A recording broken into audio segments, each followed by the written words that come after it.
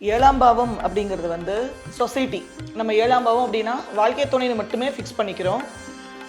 குடும்ப வாழ்க்கை ஒருத்தருக்கு எப்படி இருக்கும் அப்படின்னா லக்னத்துலேருந்து ரெண்டாம் பாவத்தை பார்க்கும்போது ஈக்குவலா இந்த இடத்துல மியூச்சுவல் அட்ஜஸ்ட்மெண்ட்ஸ், காம்ப்ரமைசஸ், நெகோசியேஷன்ஸ் இருக்காது.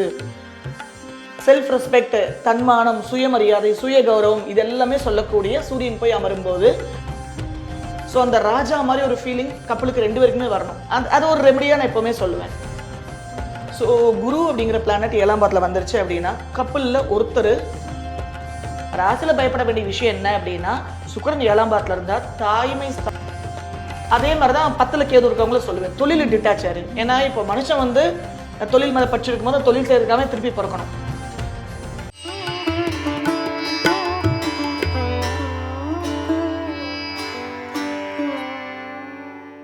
பிரணவ மந்திரம் நேயர்களுக்கு அன்பு வணக்கம். தொடர்ந்து நமக்கு பாவங்களை பற்றியும் நட்சத்திரங்களை பற்றியும், ஒரு நட்சத்திரத்தில் பிறந்துட்டாலே இந்த மாதிரி குணாதிசயத்தில் தான் இருப்பாங்கன்னு சொல்லி நம்ம கேட்டை நட்சத்திரத்துலேருந்து ஆரம்பித்தோம். நிறைய பேர் வந்து ஆமான்னு சொல்லியிருந்தீங்க. இன்னைக்கு நம்ம ஆஸ்ட்ரோ பிருந்தா மேம் தான் சந்திக்க வந்திருக்கோம். மேம் வணக்கம். வணக்கம். பிரணவ மந்திரம் சேனல் எல்லாருக்குமே வணக்கம், நமஸ்காரங்கள். இன்னைக்கு அதே பாவத்தில் வந்து ஏழாம் பாவம். ஏழாம் பாவம்ன்றது பொதுவாக எதை குறிக்குது? நம்ம நேயர்களுக்கு ஒரு மாதிரி ஜோதிடத்துக்கான ஒரு நாலேஜ் இருக்குது. எதை குறிக்குது? அது என்னெல்லாம் ஒரு விஷயத்த நம்ம லைஃப்ல பண்ணோம்? இது ஆண் பெண் ரெண்டு பேரையும் சேர்த்து. ஏழாம் பாவம் அப்படிங்கிறது வந்து சொசைட்டி. நம்ம ஏழாம் பாவம் அப்படின்னா வாழ்க்கை துணையை மட்டுமே ஃபிக்ஸ் பண்ணிக்கிறோம். மேரிட்டல் லைஃப்க்கு ரொம்ப முக்கியமான பாவம் அப்படின்னா ரெண்டாம் பாவம். குடும்ப வாழ்க்கை தானே. நம்ம நார்மலாக திருமணம் அப்படிங்கிறது என்ன? குடும்ப வாழ்க்கை. மியூச்சுவலாக ஒரு ரெண்டு பேர் இணையிறது, மனதளவில் இணையிறது, உடலளவில் இணையிறது வந்து ஏழாம் பாவம். அவங்க வந்து மியூச்சுவல் டிரான்சாக்ஷன்ஸ், நெகோசியேஷன்ஸ். அதனால தான் ஏழாம் பாவத்தை வந்து சொசைட்டின்னு சொல்கிறோம். சமூகம் அப்படின்னா அந்த இடத்துல வந்து தெரு வந்துடும், மார்க்கெட் வந்துடும். அதனால தான் அந்த ஏழாம் பாவத்தில் சனிங்கிற அந்த கிரகம் உச்சமடையுது. சனி வந்து ஜீவனக்காரகன். நம்ம சோர்ஸ் ஆஃப் இன்கம்க்கு சனி தேவை. சனிக்கு எங்க அந்த ஜீவனம் கிடைக்கும்? சொசைட்டி மூலமா தான் கிடைக்கும், ரோட்ல இறங்கினா தான் கிடைக்கும். அதனால சனி அந்த இடத்துல ரொம்ப ஸ்ட்ராங். அந்த மாதிரியான ஒரு ரிபல்லஸ் பிளானட். இப்போ ஒரு விஷயம் எனக்கு ஒன்று பிடிக்கல அப்படின்னா உடனே போராட்டம் பண்ணுவாங்க. அந்த போராட்டம் பண்ற எனர்ஜி ஏழாம் பாவத்தில் இருக்கும். ஏன் அப்படின்னா 7ன்னு நம்ம சொன்னாலே அந்த இடத்துல துலாம் வந்துடும். காலபுருஷோட ஒரிஜினல் ஏழாம் பாவத்தை துலாத்தை நம்ம ஒரு ஜாதகத்தோட ஏழாம் பாவத்தை பார்க்கும்போது எல்லாரும் தவற ஒரு விஷயம் என்னன்னா காலபுருஷோட ஒரிஜினல் ஏழாம் பாவம்னா துலாம் எப்படி இருக்கு, டிஸ்டர்ப் ஆயிருக்கா, நல்லா இருக்கான்னு பார்க்கணும். குடும்ப வாழ்க்கை ஒருத்தருக்கு எப்படி இருக்கும் அப்படின்னா லக்னத்துல இருந்து ரெண்டாம் பாவத்தை பார்க்கும்போது ஈக்குவலா ரிஷபத்தை பார்க்கணும். ஒரு ஜாதத்துல ரிஷபமும் துலாமும் டிஸ்டர்ப் ஆயிருந்தா அவங்க ஜாதத்துல மற்ற எந்த கிரகம் எந்த பிளேஸ்மெண்ட்ல இருந்தாலுமே குடும்ப வாழ்க்கையும் ரிலேஷன்ஷிப்பும் சிறப்பில்லை அப்படிங்கிறத நம்ம ஒரு 70% எழுதியே கொடுத்துடலாம், உஷார்னு சொல்லலாம். Astrologers are not here to alter anything. அப்போ எந்த விதத்துலையுமே ஒரு ஒட்டுதல் இல்லாமல் ஒரு லைக்ஸ் அண்ட் டிஸ்லைக்ஸ் மீட் ஆகாத ஒரு இடம் தான் ஏழாம் பாவம். அந்த இடத்துல இந்த சொசைட்டி அப்படிங்கிற மார்க்கெட் அப்படிங்கிற இடத்துல ஒரு கணவனையும் ஒரு மனைவிங்கிற ரூபத்திலையும் இந்த ஏழாம் பாவத்தை கொண்டு வந்து உட்கார வச்சோம்னா ரெண்டு பேரும் ஒரே எனர்ஜியோட மீட் பண்ணிக்கிறாங்களா அப்படின்னா 100% இல்லை. ஆனால் அனுசரிச்சுக்குவாங்க. அந்த இடத்துல தராசு சீர்தூக்கி பார்த்து இது நல்லது இது தவறு. அந்த இடத்துல ஏழாம் பாவத்தில் துலாத்தோட சின்னம் என்ன அப்படின்னா தராசு. அந்த இடத்துல சீர்தூக்கி பார்க்கணும். ரெண்டாவது எடை பார்க்கும். நான் உனக்கு ஒன்று கொடுக்குறேன், அதுக்கு பதில் எனக்கு என்ன கிடைக்குது. ஸோ செவ்வாய் ஏழாம் பாவத்தில் வந்துச்சுனாலே அந்த இடத்துல நம்ம ஜாதகருக்கு கொடுக்க வேண்டிய ஃபர்ஸ்ட் வார்னிங் நான் என்ன சொல்லுவேன் அப்படின்னா இந்த இடத்துல மியூச்சுவல் அட்ஜஸ்ட்மெண்ட்ஸ், காம்ப்ரமைசஸ், நெகோசியேஷன்ஸ் இருக்காது. ஓ நீ என்ன வந்து இப்போ இந்த மாதிரி ஹர்ட் பண்ணிட்ட, நோட் பண்ணுற டைமை, டேட்டு டைம் எல்லாம் நோட் பண்ணு, செகண்ட்ஸை நோட் பண்ணு. இதே விஷயத்த உனக்கு நான் திருப்பி தரலைன்னா என் பேர் இன்னார் இல்லைன்னு அவங்க முதல்ல மைண்டில் ஃபிக்ஸ் பண்ணி வச்சிருவாங்க. அப்போ என்ன ஆகுனா ஒவ்வொரு செகண்டும் அவங்க அதையே மேனிஃபெஸ்ட் பண்ணிக்கிட்டே இருப்பாங்க. இந்த தப்பை என்னைக்கு அவங்க என் புருஷனோ என் பொண்டாட்டியோ எப்போ செய்வாங்க, அதை நான் எப்போ ரிட்டர்ன் பண்ணணும். அது வந்து செவ்வாய் அந்த மைண்டில் டார்கெட்டை ஃபிக்ஸ் பண்ணிடுச்சுன்னா அதை அட்டைன் பண்ணி முடிகிற வரைக்கும் அது விடாது. ஃபர்ஸ்ட் இவங்க டார்கெட் ஃபிக்ஸ் பண்ணணும்னு என்ன ஆகுனா அதை அந்த நபர் கொடுத்தே ஆகணும். எப்போ ஒரு கணவனும் மனைவியும் சந்தோஷமா இருக்காங்க, நான் எங்க ரெண்டு பேரும் இப்போ வரலாம், யாராவது ஒருத்தர் வருவாங்க, நாங்கள் ரெண்டு பேரும் மனமொத்த தம்பதிகள் லாஸ்ட் 50 வருஷமா அப்படின்னு அந்த ஒரு நபர் அங்கே மெச்சூர் ஆவாங்க. ஏன் அப்படின்னா அந்த இடத்துல சனி உச்சமடைகிற இடம். சனி இஸ் ஆல் அபவுட் மெச்சூரிட்டி. அந்த முதிர்வான சிந்தனைகள். சனி வந்து ஏஜ்டு பிளானட், ஏஜ்டான ஒரு கிரகம். அந்த முதிர்வான சிந்தனைகள் ஒரு ஜாதகர்கிட்ட வரும்போது அந்த முதிர்வான சிந்தனைகள் சிலருக்கு 20 வயசுலேயே வரலாம். ஏன்னா சின்னதுலேருந்து பார்த்துட்டு வந்த பாடங்கள் அந்த மாதிரி. சிலருக்கு 35 வயசுல வரலாம், சிலருக்கு 70ல் கூட வராமல் இருக்கும். அந்த சனி உச்சமடைகிற அந்த ஏழாம் பாவத்தில் அந்த முதிர்ச்சி அப்படிங்கிற அந்த விஷயம் வரல அப்படின்னா என்டையர் லைஃப் இது நடக்கும். அது அவங்க கட்ட வேகிற வரைக்குமே நம்ம எடுத்துக்கலாம். அந்த மாதிரி அந்த ஆர்குமெண்ட் அவங்களுக்கு போயிட்டே இருக்கும். அப்போ ஒரு ஜாதகத்தில் அவங்க ஏழாம் பாவத்தை பற்றி கேட்டாங்கனாலே அங்கே சொசைட்டி ஆக்டிவேட் ஆயிருக்கா, கஸ்டமர் கிளைண்ட்ஸ் ஆக்டிவேட் ஆயிருக்காங்களா, லைஃப் பார்ட்னர் ஆக்டிவேட் ஆயிருக்காங்களா. இது பிஸ்னஸ் பார்ட்னரையும் குறிக்கக்கூடிய ஒரு விஷயம். 100% குறிக்கும். ஓகே. லைஃப்ல இதே மாதிரி தான் அவங்களும் வந்து இதே சண்டையா இருப்பாங்க. மாதிரிதான். அதனால தானே பிசினஸ் பார்ட்னர்ஸ் நிறைய பேர் ஒருத்தரோட குடும்பம் ஒருத்தர் சிக்கி இருந்தா மட்டும்தான் அங்க ம். இதே ரூல் தான் பொருந்தும். அங்க எஸ்கேப் ஆகலாம், இங்க எஸ்கேப் ஆக முடியாது. அங்க எஸ்கேப் ஆச்சுன்னா கான்ட்ராக்ட் கட்டு, இங்க எஸ்கேப் ஆச்சுன்னா பர்சனல் லைஃப் கட்டு. வித்தியாசம் வந்து இம்பாக்ட் வேற, வித்தியாசம் வேற, அவ்வளவுதான். ஓகே. இப்ப 7ஆம் பாவத்த பத்தி ஒரு கிளாரிட்டி. அதில் ஒரு கிரகம் இருந்தால், ஏன்னா நெறைய பேர் பார்க்குறவங்களுக்கு 1 இருக்கலாம், 2 இருக்கலாம், 3 இருக்கலாம், சில பேருக்கு இருக்கவே இருக்காது. ஸோ நம்ம சூரியன்லேருந்து ஆரம்பிச்சுக்கலாம். அந்த இடத்துல நிச்சயம். சூரியன் நீச்சம். ஸோ யாருக்கெல்லாம் 7ஆம் பாவத்துல, அதாவது இப்போ துலாம்னு எடுத்துக்கலாம், அவங்களுடைய சொந்த லக்னத்துக்கான 7ஆம் பாவம். சூரியன்லேருந்து போய். சப்போஸ் 7ஆம் பாவத்துல ஒரு ஜாதகருக்கு சூரியன் இருக்குன்னு வச்சுக்கோங்க. Suriyan is all about ego, self respect. அப்ப 7ஆம் பாவமானா நம்ம என்ன பேசுறோம்? அட்ஜஸ்ட்மெண்ட்ஸும் காம்ப்ரமைசஸும் நெகோசியேஷன்ஸும் நடக்கிற இடம்னு சொல்றோம். அங்க ஈகோ சென்டர்டான, ஹெட் ஸ்ட்ராங்கான, செல்ஃப் ரெஸ்பெக்ட், தன்மானம், சுயமரியாதை, சுய கௌரவம் இது எல்லாமே சொல்லக்கூடிய சூரியன் போய் அமரும்போது அந்த ரிலேஷன்ஷிப்பை ஹேண்டில் பண்ணி எடுத்துட்டு போனோம் அப்படின்னா, இப்போ ஒரு ஜாதகருக்கு 7ஆம் பாவத்துல சூரியன் இருந்ததுன்னா அவங்க கிட்ட சொல்ற முதல் விஷயம் என்னன்னா, உங்க லைஃப் பார்ட்னருக்கும் அவங்க குடும்பத்துக்கும் செல்ஃப் ரெஸ்பெக்ட் ரொம்ப முக்கியம். அவங்க இப்போ ரொம்ப டவுன் ட்ராடன் ஃபேமிலி, கஷ்டப்படுற குடும்பத்துலேருந்து கூட வந்திருக்கட்டும், அடிமட்டத்துலேருந்து அந்த குடும்பம் ரைஸ் ஆகிருக்கட்டும், இல்லை கோடீஸ்வரங்களா கூட இருந்துட்டு போகட்டும், ஆனால் அந்த இடத்துல அவங்க அந்த ஒரு ப்ரைடை கேரி பண்ணிகிட்டே இருப்பாங்க. அப்போ 7ல் சூரியன் இருந்தால் நீங்கள் யாரை வேணாலும் கட்டிக்கோங்க. உங்களோட வீக்கான ஒரு ஆணாக இருக்கட்டும், ஒரு பெண்ணாக இருக்கட்டும், பண வசதியில், ஃபேமிலி பேக்ரவுண்டில் குறைவான ஒரு பரம்பரையாகவே இருக்கட்டும், ஆனால் அந்த குடும்பத்துக்கு செல்ஃப் ரெஸ்பெக்ட் ரொம்ப ரொம்ப அவசியம். நீங்கள் அவங்கள அப்ரிஷியேட் பண்ணிக்கிட்டே இருக்கணும். அவங்க குடும்பத்தை பற்றி இல்லைன்னா அவங்க பேசிக்கிட்டே இருப்பாங்க, அவங்க குடும்பத்தை புகழ் பாடிக்கிட்டே இருப்பாங்க. அந்த ரெஸ்பெக்டையும் அந்த அப்ரிஷியேஷனையும் கொடுக்கல அப்படின்னா அந்த இடத்துல இந்த ரிலேஷன்ஷிப் ஒர்க் அவுட் ஆகாது. பயங்கரமான கலகங்கள் அங்கே உண்டாக ஆரம்பிச்சிடும். ரெண்டாவது, அந்த 7ஆம் பாவத்தில் சூரியன் உட்கார்ந்துருக்கு அப்படிங்கும்போது அந்த இடத்துல குழந்தைங்க ரொம்ப ப்ராமினெண்ட்டாக சம்மந்தப்படுவாங்க. கிரியேட்டிவிட்டி ரொம்ப அவசியம். ஏன்னா காலபுருஷோட ஒரிஜினல் 5ஆம் பாவம்னா சிம்மத்தோட அதிபதி 7ஆம் பாவத்தில் வந்து உட்காருது. ஆமா. ஸோ அந்த இடத்துல குழந்தைகள் சார்ந்து தான் அந்த ரிலேஷன்ஷிப் மெயினாக பேலன்ஸ் ஆகும். அந்த இடத்த கிரியேட்டிவாக வச்சுக்கணும். அவங்க எப்போவுமே அதை வந்து ஒரு போர் அடிச்ச ஒரு விஷயமா அந்த ரிலேஷன்ஷிப்பை வச்சுக்காம அவங்களுக்கு அப்ரிஷியேஷன் கொடுத்து சடன் சர்ப்ரைஸ் கிஃப்ட். ராஜாக்கு வந்து எப்போவுமே புலவர்கள்லாம் பாட்டு எழுதி சந்தோஷப்படுத்துவாங்க, குஷிப்படுத்துவாங்க. ஆமா. உடனே ராஜா பதிலுக்கு பொற்கிளி எடுத்து கொடுப்பாரு, அந்த மாதிரி. ஸோ அந்த 2 ஃபேமிலிகளுக்குள்ளேயும் நடுவில் இந்த மியூச்சுவலாக சர்ப்ரைசஸ் கொடுக்கறது. ஓகே. ஸோ குழந்தைங்கிற ஒரு பாண்டை வச்சுட்டு அவங்க 2 பேரும் மியூச்சுவலாக அனுசரித்து எடுத்துகிட்டு போகிறது, ரொம்ப அவங்க பர்சனல் லைஃப் வந்து கிரியேட்டிவிட்டியாக வச்சுக்கிறது. இதுதான் ஒரே ரெமெடியாக இருக்கும். அங்கே நீங்கள் மரியாதை கொடுக்கல அப்படின்னா உங்களுக்கு அது ஒர்க் அவுட் ஆகாது. ஏன்னா 7ஆம் பாவத்தில் இருக்கிற சூரியன் உங்களையும் ஆஸ்பெக்ட் பண்ணும், லக்னத்தை ஆஸ்பெக்ட் பண்ணும். இப்போ இந்த ஜாதகமே ஹெட் ஸ்ட்ராங்காக மாறிடும். ஒரு கிரகம் 7 நின்றுச்சுன்னா அந்த 7ஆம் பாவத்தில் மட்டும் அதை எதிர்பார்க்க மாட்டாங்க. சூரியன் இங்கே ஆஸ்பெக்ட் பண்ணும்போது ரிட்டர்ன் அந்த கதிர் இங்கே வரும்போது இந்த ஜாதகரும் ஹெட் ஸ்ட்ராங்காக மாறிடுவாங்க. அப்போ அந்த இடத்துல ஒரே advice, value each others self respect and family background however they are. Excellent. அடுத்த சந்திரன். சந்திரன் 7ஆம் பாவத்தில் வந்து உட்காருது அப்படின்னா முதல்ல ஒரு மைனஸ் ஒன்று என்ன சொல்லுவேன் அப்படின்னா, அந்த இடத்துல புத்தர் தோஷம் ஜென்ரேட் ஆகுது. அது ரொம்ப அஸ்ட்ராலஜிக்கல் டேர்ம். ஸோ 7ஆம் பாவத்தில் ஒரு சந்திரன் இருக்குன்னா நான் முதல்ல மறக்காமல் இருக்கணுங்கிறதுக்காக ஃபர்ஸ்ட் இந்த ரெமெடி சொல்லிடுறேன். குழந்தைகளை சார்ந்து அந்த கப்பல் நிறைய சேரிட்டி பண்ணிக்கிட்டே இருக்கணும். ஆர்ஃபனேஜில் போய் டிஃப்ரெண்ட் லேபிள்டு குழந்தைங்க இருக்கிற இடத்துலையோ இல்லை ஆர்ஃபனேஜஸ்லையோ போய் உடல் ரீதியாக போய் ஊழியம் பண்ணிக்கிட்டே இருக்கணும். மாதம் ஒரு நாளாவது பிளான் பண்ணி கப்பலில் போய் ஊழியம் பண்ணணும். அந்த இடத்துல திருமணம் நிச்சயதார்த்தத்துக்கு முன்னாலேயே போய் அங்கே விசிட் பண்ணிட்டு வருது. எந்த கோயிலுக்கு போகணும்னு எல்லாம் கேட்பாங்க இல்லைங்களா, அந்த மாதிரி அவங்க அதே 7ஆம் பாவத்தில் சூரியன் இருக்கும்போது அவங்க கோட்டைகளுக்கு அதிகமாக விசிட் பண்ணணும். புராதனமான கோட்டைகள் எல்லாம் போய் பார்க்கும்போது கோட்டை தானே ப்ரைடு, கோட்டை தானே ப்ரெஸ்டீஜ். அப்போ தஞ்சை பெரிய கோயிலை போய் பார்த்துட்டு வருது. எங்கெல்லாம் கோட்டைகள் இருக்கோ அந்த மாதிரி கோட்டைகளில் கப்பல் அடிக்கடி ட்ராவல் பண்ணிட்டு வரணும். டென்ஸ் ஃபாரஸ்ட்டுக்கு எங்கேயாவது போய் ட்ராவல் பண்ணிட்டு வரணும். ஸோ அந்த ராஜா மாதிரி ஒரு ஃபீலிங் கப்பலுக்கு 2 பேருக்குமே வரணும். அது ஒரு ரெமடியாக நான் எப்போவுமே சொல்லுவேன். ஸோ சந்திரன் அங்கே வந்துருச்சுன்னா go and work for children orphanage, differently abled குழந்தைங்க இருக்கிற இடத்துல. அதுக்கப்புறம் குழந்தைகளுக்கு காலேஜ் ஃபீஸ் கட்டுறது, ஸ்கூல் ஃபீஸ் கட்டுறது, அவங்களுக்கு சப்ளிமெண்ட் அதாவது ஊட்டச்சத்து மிக்கக்கூடிய பதார்த்தங்களை வாங்கி கொடுக்கறது. ஸோ இது வந்து 7ஆம் பாவத்தில் சந்திரன். எஸ்பெஷலி இன்னொன்று, கணவனோ மனைவியோ டியூஷன் டீச்சராக மாறுறது, அதை தொட்டு ஒரு 10 ரூபா சம்பாதிச்சு ஜீவனம் எடுத்துடணும். 7ஆம் பாவத்தில் சந்திரன் வந்துருச்சு அப்படிங்கும்போது ட்ரஸ்ட் இஷ்யூஸ் அப்படிங்கிறத விட அந்த இடத்துல குழந்தைங்களே பேரண்ட்ஸுக்கு இடையில ஒரு இஷ்யூவை கொண்டு வருவாங்க. குழந்தைங்க அந்த ஜாதகருக்கும் அவங்க லைஃப் பார்ட்னருக்கும் பிறக்கிற குழந்தைங்களும் அதே இஷ்யூஸோட பிறப்பாங்க. அந்த குழந்தைகளுக்கும் லைஃப்ல அந்த ட்ரஸ்ட் இஷ்யூஸ் வருது. அந்த குழந்தைகளுக்கும் அதே புத்தர் தோஷம் கேரி ஃபார்வர்ட் ஆகுது.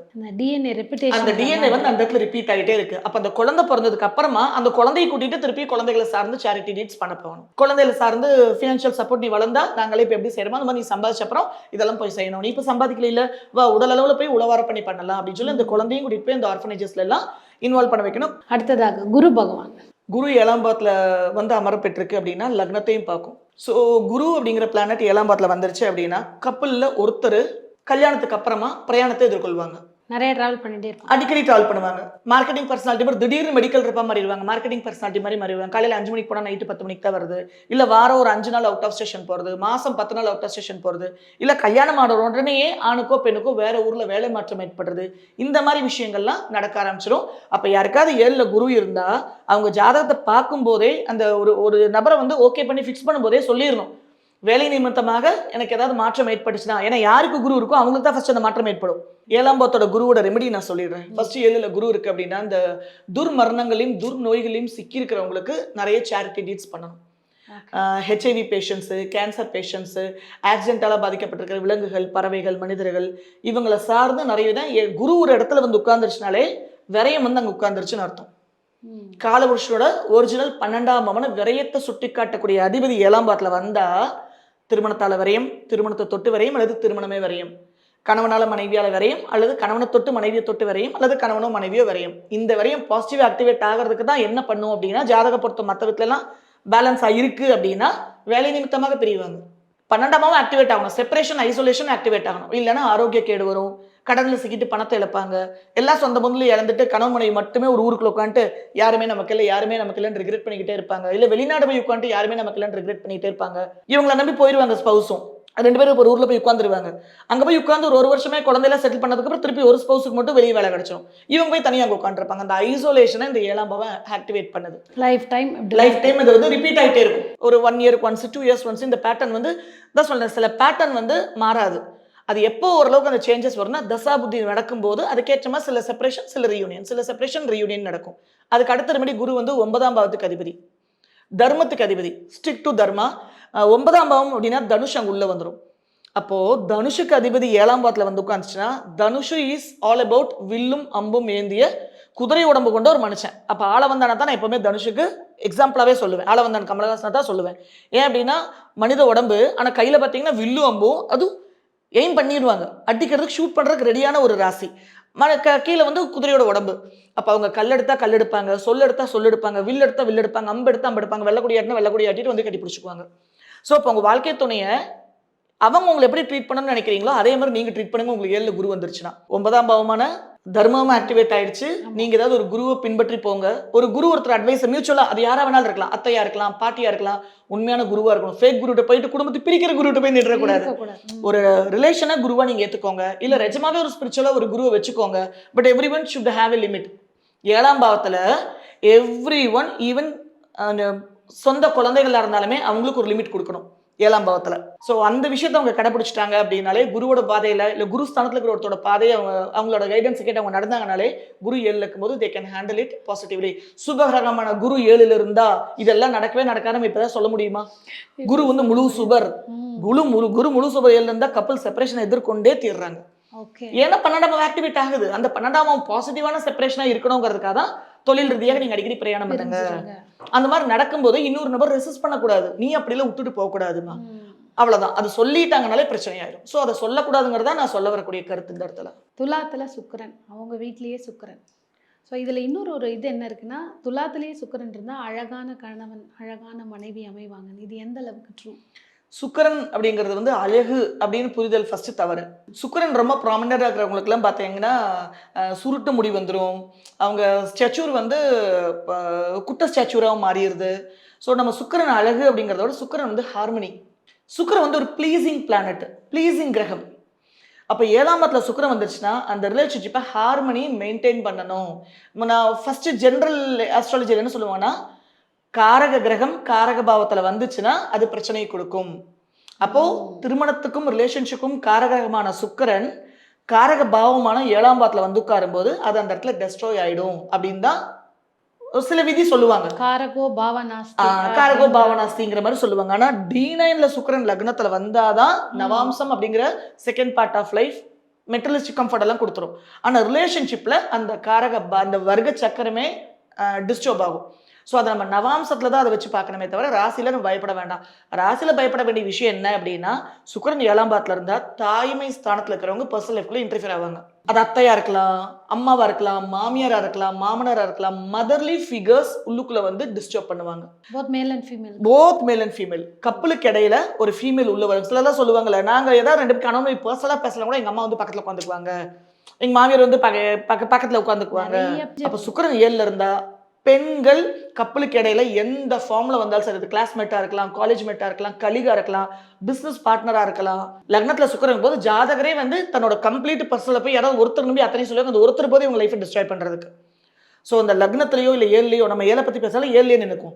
ஏழை சுக்கிரன்றதா வாழ்க்கை துணை அந்த மாதிரி தன்னோட பர்சனல் சிலர் சொல்லுவாங்க, என் பொண்டாட்டி நான் எதை பேசினாலும் அவங்க எங்க மாமியார் வீட்டுக்கு ஃபோன் போட்டு எல்லா விஷயத்தையும் சொல்லிடுவாங்க. ஸோ அந்த அந்த விஷயங்கள் எல்லாம் அந்த கப்பல் வந்து செய்யக்கூடாது அப்படிங்கிறத ஃபர்ஸ்ட் அட்வைஸ். ரெண்டாவது அட்வைஸ், அவங்க ஜெனட்டிக்கலா பரம்பரையிலேருந்து கிடைச்ச ஒரு எனர்ஜைஸ் ஒரு ப்ராடக்ட்டை வச்சுக்கணும். அது எங்க பாட்டியோட நெக்லஸா இருக்கலாம், அம்மாவோட புடவையா இருக்கலாம். ஸோ அந்த குடும்பத்துல எது ரொம்ப பாரம்பரியமான விஷயமா இருக்கோ அந்த பாரம்பரியமான ஒரு விஷயத்தை வந்து அங்க வச்சுக்கணும். பெரிய பிளஸ் என்ன அப்படின்னா தர்தர யோகம்ங்கிறது அந்த ஜாதகருக்கு ஆஃப்டர் மேரேஜ் கிடையாது. என்ன சுச்சுவேஷன் வந்தாலும் சரி, எனக்கு எல்ல சுக்கிரன் இருக்கு அப்படின்னா நான் வந்து சமைக்கணுங்கிற கட்டாயம் இல்லை. நான் என் ஸ்போஸ் சொல்ல, நீ எனக்கு எதுவுமே பண்ண வேண்டாம், எனக்கு ஒரு நாளைக்கு ஒரு நேரத்துக்கு எனக்கு ஏதாவது எனக்கு பிடிச்ச மாதிரி சமைச்சு கொடுத்த, நீ காஃபி போட்டு கொடுத்தாலும் பரவாயில்ல. ஸோ உங்க மேரேஜ் லைஃப் மேனேஜபிள் இருந்தால் ஸ்பவுஸ் கிட்ட வந்து டிமாண்டே பண்ணிருக்கீங்க, இந்த ஒன்று மட்டும் எனக்கு செய்யுங்க, வேறு எதுவுமே வேண்டாம், எனக்கு ஏதோ ஒன்று சமைச்சு கொடுத்துருங்க அப்படின்னு மட்டும் கேட்டால் அதே ஒரு பெஸ்ட் ரெமெடி. கப்பல் சேர்ந்து உட்காந்து சாப்பிட்றது, சேர்ந்து உட்காந்து நிறைய விஷயங்களை டிஸ்கஸ் பண்ண. சுக்கிரன் ஏழில் இருக்கும்போது எமோஷனலாக அவங்க ரொம்ப வீக் ஆயிடுவாங்க. எமோஷனலி சந்திரன் இருக்கிறத விட ரொம்ப வீக்கஸ்டா மாறிடுவாங்க. அன்கண்டிஷனலா அன்பு, பாசம், காதல், பரிவு, கரையில கொடுத்துட்டு நீ ஏதாவது டிமாண்ட் பண்ணு. அன்கண்டிஷனலா எனக்கு டிமாண்டே வராது. அடுத்ததாக சனி உச்சம் அடைகிற ஒரு கிரகம் வந்து அதே இடத்துல இருக்கு அப்படிங்கும்போது எப்படி இருக்கும் அவங்க லைஃப்? திருமணம்னா என்ன, திருமண வாழ்க்கைனா என்ன, ஒரு கணவனும் ஒரு மனைவியும் ரிலேஷன்ஷிப்பை எடுத்துட்டு போனோம்னா அங்க என்னெல்லாம் பண்றாங்க, என்ன மாதிரிலாம் ஒர்க் அவுட் எல்லாம் பண்ணிக்கிறாங்க, என்ன மாதிரி சுச்சுவேஷன்ல எதிர்கொள்றாங்க, அதை எப்படி அவங்க ஹேண்டில் பண்றாங்க, அங்க எவ்வளவு நிதானம் வேணும், எவ்வளவு பொறுமை வேணும், எவ்வளவு சகிப்புத்தன்மை வேணும். ஒரு நபர் தன்னோட அடையாளத்தை தொலைச்சிட்டு கூட திருமண வாழ்க்கை எடுத்துட்டு போறாங்க. சில கப்பல் எல்லாம் பிரியாத கப்பலா இருப்பாங்க, அப்படி ஒரு இன்டிமேட் கப்பல் எல்லாருமே வெளியே பேசிட்டு இருப்பாங்க, உள்ளுக்குள்ள எலியும் பூனையுமா எதிரும் புதிருமா இருப்பாங்க, வெளியில எதுவுமே தெரியாது. ஆனா அந்த இடத்துல என்ன ஓடிட்டு இருக்குன்னா ஏதோ ஒரு காரணத்துக்காக ஒரு அனுசரணையும் கம்ப்ளீட்டா ஒரு ஐடென்டிட்டி லூஸ் பண்ற விஷயம் மட்டும்தான் ஓடிட்டு இருக்கும். அந்த மெச்சூரிட்டி இல்லாம சனி 7ல இருந்தா ஜாதகத்தை எடுத்துட்டே போகக்கூடாது. வயசு 28 ஆனாலும் சரி, 35 ஆனாலும் சரி. அப்போ சனி 7ல இருக்குன்னா முதல்ல அவங்க திருமணத்தை பத்தின புரிதல் வேணும். நிறைய கப்பல்ஸை பார்க்கணும், நிறைய பேர் லைஃபை அவங்க டிஸ்கஸ் பண்ணணும். நீங்க எப்படி உங்க பர்சனல் லைஃப் எடுத்துட்டு போறீங்க, நீங்க எப்படி உங்க ஒய்ஃபை ஹேண்டில் பண்றீங்க, நீங்க எப்படி உங்க ஹஸ்பண்டை ஹேண்டில் பண்றீங்கன்னு அம்மா அப்பாட்ட கேட்கலாம், சித்தி சித்தப்பாட்ட கேட்கலாம், ஃப்ரெண்ட்ஸ் ரொம்ப க்ளோஸான ஹார்ட் டு ஹார்ட் இருக்கிற ஃப்ரெண்ட்ஸ் கிட்ட கேட்கலாம். இதெல்லாம் பார்த்துட்டு அதுக்குண்டான தகுதியை நீ வளர்த்துக்கிட்ட அப்படின்னா மட்டும் நீ திருமணத்தை பத்தி யோசி. மற்றபடி எனக்கு வயசு 28 ஆயிடுச்சு, 27 ஆயிடுச்சு, பொண்ணுன்னா வயசு எனக்கு 22 23 ஆயிடுச்சு, நான் திருமணம் பண்ணிக்கணும், எல்லாரும் கேட்குறாங்க, அம்மா கேட்குறாங்க, அங்காளி பங்காளியெல்லாம் கேட்குறாங்க, திருமணத்துக்குள்ள போயிட்டாங்கன்னா 38 இயர்ஸ் வரைக்கும் அந்த மெச்சூரிட்டி உணர்ந்துட்டு அனுபவிச்சு மனசு வந்து இறுகிடும், பாறை மாதிரி ஆயிடுவாங்க. அதுக்கப்புறம் ராமாண்டானா ராவணாண்டாங்கிற மாதிரி என்ன நடந்தா என்ன, இருந்தாலும் எனக்கு இல்லாட்டி என்ன, நான் கல்யாணம் பண்ணிட்டேன், அது பாட்டுக்கு ஓடுது அப்படிங்கிற சுச்சுவேஷனுக்கு அவங்க தள்ளப்படுவார்கள். ஸோ அந்த மெச்சூரிட்டியில் வந்து Saturn is all about maturity, Sani is all about maturity. அந்த முதிர்ச்சி தன்மை வராமல் திருமணத்துக்குள்ள போகக்கூடாது. அடுத்த ராகு இருந்தார். ராகு அப்படின்னாலே நமக்கு முதல்ல ஞாபகத்துக்கு வருது பகாசுரன். ஸோ ராகு வந்து give me more, give me more, give me மோர்னு அந்த ராகுக்கு வந்து எண்டுங்கிறதே கிடையாது. எவ்வளோ கொடுத்தாலும் ராகு வந்து ஸ்வாகா பண்ணிக்கிட்டே இருக்கும். அதில் அந்த ஒரு ஃபுல்ஃபில்டான ஒரு ஃபீலிங்கே ராகுக்கு வராது. அப்போது நீங்கள் மேல்லோகத்துலேருந்து நீங்கள் ரம்பா, மேனகை, ஊர்வசி, அப்சரா, இந்திர, தேவேந்திரன் யாரும் அவங்க வாழ்க்கை துணையை அடைஞ்சாலுமே அந்த இடத்துல உங்களுக்கு அந்த திருப்திங்கிறதே ஃபீல் ஆகாது. ஒருவேளை இதை விட எனக்கு பெஸ்ட்டான ஒரு பார்ட்னர் கிடைச்சிருக்கலாமோ, ஒருவேளை என் லைஃப் இதை விட பெஸ்ட்டாக இருக்கலாம்னு சொல்லி அவங்க அந்த ஃபர்ஸ்ட் எக்ஸ்பெக்டேஷனை அதிகப்படுத்திடுவாங்க. 7ஆம் பாவம் சம்பந்தமா 7ஆம் பாவம் கல்யாணம் நடந்தாலே இப்போ வந்து அந்த ஸோ 7ல் ஒருத்தருக்கு ராகு இருந்தால் கம்ப்ளீட்லி ஜீரோ யுவர் எக்ஸ்பெக்டேஷன்ஸ். இவங்க தாட் எல்லாம் பிரம்மாண்டமா இருக்கும், ஆனா அப்படி நடக்கும். நீ யதார்த்த உலகத்துல இல்லைன்னு அர்த்தம். அவங்க கூட சொல்ல வேண்டியது நீ சினிமா உலகத்துல இருக்க. சினிமா உலகம்ங்கிறது கம்ப்ளீட்லி மாயை. நம்ம கண்ணால பாக்குற சினிமால வர்ற எந்த ஒரு விஷயமுமே நிஜ வாழ்க்கையில கிடையாது. அதுல இருக்கிற நெகட்டிவ்ஸை தவிர அந்த பாசிட்டிவ்ஸ் எல்லாமே எக்ஸாஜரேட் பண்றது. ஸோ ராகு 7ல இருந்தா எவ்ரிதிங் வில் பி எக்ஸாஜரேட்டட் தேர். அந்த 7க்கு ராகுவோட இம்பாக்ட், 7க்கு ராகுவோட நட்சத்திரம் இருந்தாலோ, 7க்கு ராகு திரிகோணத்துல இருந்தாலோ, ஸோ இந்த மாதிரி ஒரு 7ஆம் அதிபதி ராகு நட்சத்திரத்தில் உட்கார்ந்து இருக்கிறது. ஸோ ராகுவோட கனெக்ஷன் இல்லாம ரிலேஷன்ஷிப்புக்காக ஒரு குரூரத்தை ஒரு நபர் செய்ய முடியாது. ராகு 7 இல்லாம ரிலேஷன்ஷிப்புக்காக ஒரு பிரம்மாண்டம் ஒருத்தர் செய்ய முடியாது. என்ன இதுக்கு எக்ஸாம்பிள் கொடுக்கலான்னு தெரியல. லைஃப் பார்ட்னருக்கு வந்து ஒரு சர்ப்ரைஸ் கொடுக்குறேன்னு சொல்லிட்டு அந்த கல்யாணத்தை போய் ஃப்ளைட்டில் நடத்துவாங்க, ஏர்போர்ட்டில் நடத்துவாங்க, நடுக்கடலில் போய் நடத்துவாங்க. இதெல்லாமே இந்த 7ல் ராகு இருந்தால் அந்த இம்பாக்ட் தான். லக்னத்தில் ராகு இருந்தாலும் இந்த வேலையை செய்யும். அது 7 டைரெக்டாக எக்ஸ்பெக்ட் பண்ணுறது கிடையாது. ஸ்டில் அந்த இம்பாக்ட், அந்த ரேடியேஷன்ஸ் அவங்க ஃபீல் பண்ண முடியும். ஸோ அந்த பிரம்மாண்டம் அப்படிங்கிற விஷயத்த முதல்ல நீங்கள் நிறுத்துங்க. ஏன் அப்படின்னா அந்த இடத்துல இருக்கிறது சனி. அங்கே சனி இருந்தாலும் இல்லாட்டியும் அங்க சனியோட இம்பாக்ட் துலாத்துல இருந்துகிட்டே இருக்கும். நீங்க என்ன லக்னமா இருந்தாலும் 7ஆம் பாவத்துல துலாம் வந்துருச்சுன்னு அர்த்தம். 7ஆம் பாவத்துல சனி சார்ஜ் எடுத்துருச்சுன்னு அர்த்தம். அங்க மெச்சூரிட்டி லெவல் இம்ப்ரூவ் ஆனா மட்டும்தான் அந்த சஸ்டைனபிலிட்டி கம்ஃபர்டபுளா இருக்கும். இல்லைன்னா டெய்லி டெய்லி பிரம்மாண்டத்தை எதிர்பார்த்துக்கிட்டே இருப்பாங்க. சரி நம்ம ரெமெடி கொடுக்க முடியாது ஃபர்ஸ்ட். ஏன்னா அவங்களுக்கு இன்பில்ட்டாவே அவங்க அதை செய்வாங்க. அந்த டைம்ல என்ன பண்ணணும், சொசைட்டிக்குள்ள உங்களை டைவர்ட் பண்ணி விட்டுறணும். வாழ்க்கை துணை வந்து பிஸியாக்கி விட்டுறணும். குட்டிச்சாத்தான் ராகு வந்து ஜீனி, அலாவுதீனோட ஜீனி. நான் ஒரு வரம் வாங்கிட்டு வரேன், நான் நினைச்சதெல்லாம் அந்த எனக்கு இந்த ஜீனி பண்ணி கொடுக்கணும்னு சொல்லி தான் அவங்க கல்யாணமே பண்ணுவாங்க. அந்த ஜீனிக்கு வேலை கொடுக்கல, அந்த ஜீனி நீ சும்மா வச்சுட்டு இருக்கீங்க அப்படின்னா, அந்த ஜீனி சும்மா இருக்கு, வேலை வெட்டி இல்லாம இருக்குன்னா உங்களே கடிச்சு சாப்பிட ஆரம்பிச்சிடும். Divert them to the society, the which is 7ஆம் பாவம் அகைன். அவங்கள பிசினஸ் பார்ட்னராக்கி பொறுப்பெல்லாம் கிட்ட கொடுத்துருங்க, எல்லாத்தையும் பூதாகரமாக்கி பேசிக்கிட்டே இருப்பாங்க, பரப்பிட்டே இருப்பாங்க. ஸோ அதை ஆக்கப்பூர்வமா அவங்கள சொசைட்டியில் டைவர்ட் பண்றது மட்டும்தான் ஒரே ரெமடியாக இருக்கும். அடுத்ததாக கேது. கேது ஒரு பாவத்துல இருக்கு அப்படின்னாலே அந்த இடத்துல வந்து ரொம்ப அவங்க கிரேவிங்கோட ஆசைப்பட்டாங்க அப்படின்னா அது கிடைக்கவே கிடைக்காது, அது நடக்கவே நடக்காது. ஆனா கேது எப்படின்னா இட்லிக்கு கெட்டி சட்னி மட்டும் தான் கேட்பாங்க. நான் பேசிக்காக தானே கேட்டேன், எனக்கு அட்லீஸ்ட் அந்த அட்லீஸ்ட் எனக்கு தூக்கிடுன்னு சொல்லிடும் கேது. பிகாஸ் இந்த 7ஆம் பாவம் நல்லா வாழ்ந்துட்டேன். சரி சோல் எதுக்கு இல்லதா பிறக்குது, எதுக்கு நம்ம மனித உடம்புல இது புரியாம நம்ம இவ்வளோ நேரம் பேசுறதே வேஸ்ட். எதுக்கு சிவபுராணத்தில் சொல்ற புல்லாகி பூடாய் புழுவாய் மரமாகி அது மறக்கவே கூடாது. எதுக்கு மனித உடலுக்குள்ள அந்த ஆன்மா நுழையுது, இதுல தான் அந்த சோல் எலிவேஷனை நோக்கி போக முடியும். அங்க கடமை மட்டும் செஞ்சுட்டு அந்த பாவத்துல இருந்து நீ பெரிய எதிர்பார்ப்பு வைக்காத, அன்கண்டிஷனலா கொடு, அதை கட் பண்ணிட்டு அடுத்த பிறகு கல்யாணம் இல்லாமல் சன்னியாசியா இருந்து பிரம்மச்சாரியா இருந்துரு, உனக்கு எலிவேஷன் நோக்கி போறதுக்கான ஆப்ஷன்ஸ் ஜாஸ்தி. நீ பொண்டாட்டி விட்டுட்டு புருஷனை டிட்டாச் பண்ணிட்டு அவங்கள டிச் பண்ணிட்டு நீ சன்னியாசியானோ நீ முக்தி நோக்கி போனோங்கிற அவசியம் இல்லை. இந்த பாவத்துல அன்கண்டிஷனல் எல்லாத்தையுமே சேவ் பண்ணிட்டு நீ காப்பி வச்சு கொடுக்கலையா நல்லது. அப்படி இல்லைன்னா எது கிடைச்சாலுமே அங்க வந்து டிட்டாச் பண்ணிக்கிட்டே இருக்கும், வலுக்கட்டாயமா பிடிங்கி எரிஞ்சுக்கிட்டே இருக்கும். ரொம்ப அங்கே 7ல கேது இருக்கிறவங்களாம் பார்த்தீங்கன்னா ஸ்பவுஸ் கூட பயங்கர அட்டாச்மெண்ட்டாக இருப்பாங்க. 7ல கேது டிட்டாச்சுன்னு சொல்லுவோம். ராகு எப்படி நான் ரிவர்ஸாக சொன்னனோ அதே வேலையை தான் பண்ணும். ஆனால் more they are close, more the suffering will be. வாழ்க்கை துணை எல்லாருக்கும் தான் லைஃப் பார்ட்னர் ஒரு கடத்தில் செத்து தான் ஆகணும், தனியாக தான் வந்தோம், தனியாக தான் போக போகிறோம். ஆனால் இந்த 7ல கேது இருந்தால், லக்னத்தில் கேது இருந்தால், அவங்க கூட இருக்கிற பார்ட்னர் இறந்துட்டாங்கன்னா அவங்க தன்னைத்தானே உருகி உருகி அழிச்சுக்குவாங்க. அதே மாதிரி தான் 10ல கேது இருக்கவங்கள சொல்லுவேன், தொழில் டிட்டாச் ஆரு. ஏன்னா இப்போ மனுஷன் வந்து தொழில் மேலே பற்று இருக்கும்போது தொழில் செய்யறதுக்காக திருப்பி பிறக்கணும். அம்மா மேலே பற்று இருக்கும்போது அம்மா மேலே இந்த பற்றுக்காகவே அவங்க திருப்பி பிறகு எங்கள் அம்மா எனக்கு 7 பிறவிக்கு நீ தான் எனக்கு அம்மா வரணும், 7 ஜென்மத்துக்கு நீ தான் எனக்கு புருஷனாக வரணுங்கிறவங்க எல்லாமே 4ல கேது இருக்கிறவங்க, 7ல கேது இருக்கிறவங்க, 10ல தொழில் இருக்கிறவங்க, நான் இந்த ஜென்மத்தில் அடைஞ்சதோட அடுத்த பிறவில நான் இன்னும் உச்ச தடைவேங்கிறவங்கள 10ல கேது வச்சிருப்பாங்க. ஆனால் நீங்கள் ரிவர்ஸ் பண்ணிட்டு இருக்கீங்கன்னு அர்த்தம். எல்லாமே நீங்கள் ஆல்ரெடி உச்சத்தை தொட்டுட்டீங்க போன ஜென்மத்தில். இப்போ அந்த சட்டையில கழட்டி விடுன்னு சொல்லுது. இப்போ நம்ம உடம்புல இருந்து நம்ம ஒரு சட்டையை பார்த்துட்டு இருக்கோம். Opportunity, best opportunity to cut that. Again இங்கேயும் சனிங்கிறது மெச்சூரிட்டி வேணும். இதெல்லாம் புரிஞ்சுக்கணும், அவங்க இதெல்லாம் தெரிஞ்சுக்கணும். நான் எல்லாத்தையும் கொடுத்துட்றேன், அப்பாடா அடுத்த பிறவியில ஒரு ரிலாக்ஸான ஒரு பர்த் எடுக்கலாம் அப்படிங்கிறத 7ல கேது வந்து உட்காருது. இதுல நிறைய பேருக்கு நீங்க சொன்ன 2-3 கிரகங்கள்லாம் சேர்ந்துருக்கும். ஸோ இந்த அமைப்பெல்லாம் அவங்க லைஃப் டைம் பிச்சைக்கார பாத்திரம் இருக்கும். லக்னத்துல ஒரு 2-3 கிரகம் இருந்தா, 7ல ஒரு 2-3 கிரகம் இருந்தா அது எப்படி இருப்பாங்க தெரியுங்களா? அவங்களோட லைஃப் அந்த டிரான்சாக்ஷன்ஸ் எப்படி இருக்கும் பாத்தீங்களா? இப்போ நான் போய் பகவதி பிக்ஷாந்தேகின்னு சொல்லி ஒருத்தர் பாத்திரத்தை கொண்டு போய் நிறுத்துன்னு வச்சுக்கோங்க. வீட்டில இருந்து முதல்ல ஒரு பாட்டி வந்து வருவாங்க. அந்த பாட்டி வந்து நேற்று பழைய சோறை வந்து தண்ணியோடு ஊறின பழைய சோறை வந்து போட்டுருவாங்களா, அப்பாடா இதுக்கு ஒரு ஊறுகாய் கிடைச்சா போதும், இல்லை ஒரு வெங்காயம் 2 வெங்காயம் கிடைச்சா போதும் அப்படின்னு நினைச்சு அவன் சந்தோஷமா ஏதோ ஒரு வீட்டில் கிடைக்கும் அப்படின்னு நினைக்கும் போதே உள்ளிருந்து மருமக வந்துட்டு பாயசத்தை வந்து கொட்டும். அதுக்கப்புறம் குழந்தை வந்து இருங்க நான் ஏதாவது தரேன் அப்படின்னு சொல்லிட்டு குழந்தை கொண்டு வந்து ஒரு சாக்லேட்டை உள்ள போடும். எப்படி இருக்கும் அந்த அந்த சாப்பாடு நீங்க எப்படி சாப்பிடுவான்? சாப்பிட முடியாது. அப்படிதான் இந்த 7ஆம் வந்து கம்ப்ளீட்டா கொலாப்ஸ் ஸ்டேட்ல போயிட்டு இருக்கும். இந்த மாதிரி ஆட்கள் தான் அன்னியன் மாதிரி, அம்பி மாதிரி, ரெமோ மாதிரி விதவிதமான சூழ்நிலைகளை எதிர்கொண்டுட்டு இருப்பாங்க. திடீர்னு சனி சார்ஜ் எடுக்கும், திடீர்னு கேது சார்ஜ் எடுக்கும், ராகு சார்ஜ் எடுக்கும். ஸோ கம்ப்ளீட்டா டிஸ்டர்ப். 7 கிரகங்கள் எதுவும் இல்லாம இருந்தாலே அங்க சனி மட்டும் தானே, மெச்சூரிட்டி மட்டும் தான் நான் வளர்த்துக்கிறேன். சனி இருந்தாலும் இல்லாட்டி அங்க சனியோட சார்ஜ் இருக்கும். அந்த மெச்சூரிட்டி நான் வளர்த்துக்கிறேன்னு சொல்லி அவங்க அப்படியே கொஞ்சம் ரிலாக்ஸாக இருக்கலாம். ஆனால் கிரகமெல்லாம் வந்து உட்காந்தா இவ்வளோ கண்டிஷன்ஸ் வருது. அங்கே இத்தனை கிரகங்கள் வந்து உட்காந்தா அச்சோ ஏமா பார்த்துப்போ, முன்ன போனால் காத்தடிக்கும், மழை அடிக்கும், முள் இருக்கும், ஏதாவது இருக்குன்னு சொல்லி வான் பண்ணலாம். எங்கிருந்து எந்த டைரக்ஷனில் எது எப்போ அடிக்கும்னே தெரியாதுன்னு சொல்லி நம்ம அப்படியே வேடிக்கை பார்த்துட்டு இருக்க வேண்டியதுதான். கண்டிப்பாக. இன்றைக்கி பார்த்தீங்கன்னா நம்ம ஒரு அவேர்னஸாக கொடுக்குறோம். ஒவ்வொரு பாவங்கள்னா என்ன, ஏன்னா இன்றைக்கி இருக்கிற யங்ஸ்டர்ஸுக்கு கூட இந்த அஸ்ட்ராலஜி அப்படிங்கிறது படிக்கிறது ரொம்ப விருப்பமாக இருக்குது. நிறைய பேர் இதை படித்து வீடியோஸும் போடுறாங்க. ஸோ ப்ளீஸ் தெரிஞ்சுக்கிட்டு ப்ராப்பராக ஒரு விஷயம் பண்ணுங்கள். இது எல்லாமே அவேர்னஸ்க்காக நம்ம கொடுக்கறது. தொடர்ந்து அடுத்தடுத்த பதிவுகள்லையும் நம்ம வந்து நிறைய விஷயங்கள் பேசலாம். ஸோ நிறைய பேருக்கு வந்து இதை ஷேர் பண்ணுங்கள், சேனலில் சப்ஸ்கிரைப் பண்ணுங்கள்.